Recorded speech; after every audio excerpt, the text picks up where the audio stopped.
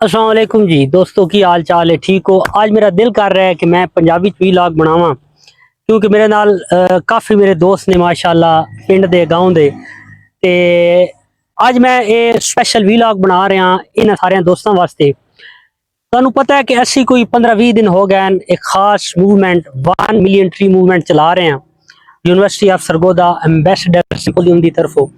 और ਅਸੀਂ बहुत सारिया फाउंडेशनां नाल बहुत सारी NGOs नाल भी राबता किया, बड़े बड़े बिजनेसमैन उस बड़े बड़े स्कूल कॉलेजेस और टाउन्स वगैरह सारे नाल असी राबता किया और सारे नाल रिक्वेस्ट की थी कि यार तुसी जितने ज़्यादा दरख्त ला सकते हो लाओ और इस माहौल नूं आलूदगी तो बचाओ और क्लाइमेट चेंज का जिहड़ा इफेक्ट आ रहा है साडे पूरे मुआशरे ते उसनूं दूर किया जाए।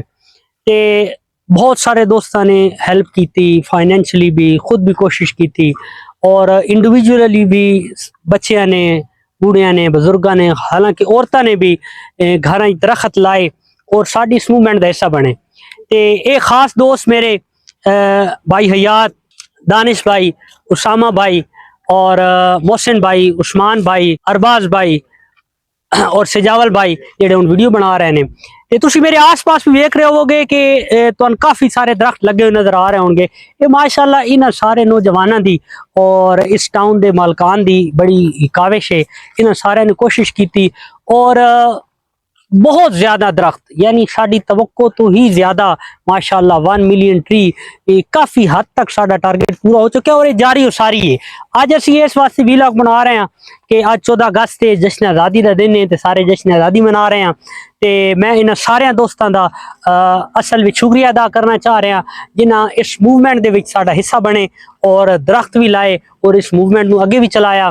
ते अगर भी इंशाल्लाह इस मूवमेंट में असी जारी उसारी रखेंगे जदों तक साड़ा मौसम माहौलियात इंशाल्लाह बेहतर नहीं हो जाती। असी हर घर में बूटा लावांगे, असी हर टाउन में जिथे सानू जगह मिलती है दरख्त लाने की असी इंशाल्लाह दरख्त लावांगे और माहौल नू बेहतर बनाने और क्लाइमेट चेंज नाल फाइट करने वास्ते असी अपना पूरा पूरा किरदार अदा करेंगे।